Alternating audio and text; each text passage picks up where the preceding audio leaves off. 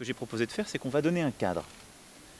C'est le décret qui sera pris dans quelques jours, qui donne un cadre au maximum de 15 ans, mais qui est l'exclusivité, la possibilité donnée donc à la canne d'exploiter du sable coquillier dans cette zone, mais avec plusieurs conditions. D'abord, il y aura une étude préalable, environnementale et sociale-économique qui sera faite.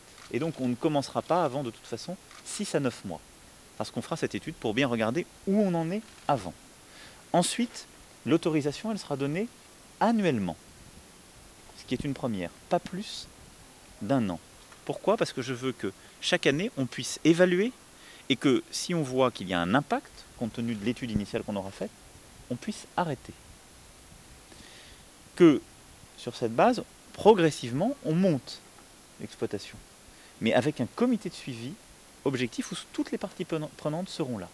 Et donc, c'est un bureau d'études qui sera pleinement indépendant, dont la liste sera arrêtée, sur la base d'une méthodologie qui sera définie par l'IFREMER et l'Agence des aires marines protégées, qui fera ce travail à la fois d'évaluation préalable et de suivi. Donc vous voyez, c'est dans un cadre très strict que cette exploitation se fera. En parallèle, je demande dès maintenant au groupe Roulier, comme je l'avais fait il y a quelques semaines dans mon bureau, eh bien de sonder, de mener les travaux pour que, plus au large, on puisse regarder les options d'une telle exploitation. Et qu'en parallèle, on mène ces travaux de recherche pour qu'on regarde s'il y a d'autres solutions qui permettent de répondre aux problèmes économiques et aux problèmes environnementaux ensemble. Les manifestants aujourd'hui, et c'était d'ailleurs la sensibilité qu'il y avait en début de réunion, ne sont pas au courant des décisions qui sont prises et du cadre que je viens de vous donner.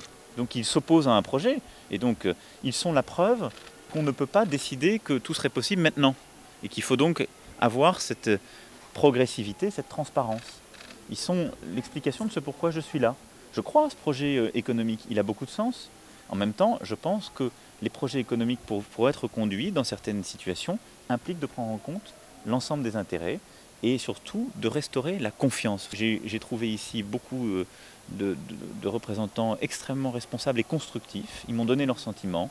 Je leur ai proposé cette méthode et nous allons la faire vivre ensemble. Et donc je sais qu'ils vont aussi expliquer avec moi ce que je viens de dire, qui est de nature à répondre aux préoccupations. Je rappelle qu'entre mai et septembre, il n'y a pas de turbines qui tourneront. Préservation complète, à la fois pour la pêche et pour les activités nautiques. Et donc, on va très rapidement se retrouver à la fin de l'année 2016.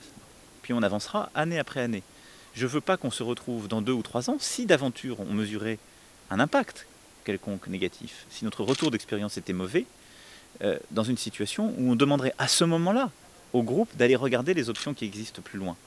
Je veux qu'on puisse le faire dès maintenant pour qu'on puisse faire la transition d'une solution à l'autre. L'économie se fait avec l'écologie et l'environnement, et réciproquement. Ce ne sont pas des modèles qui s'opposent. Cette histoire trop classique est passée.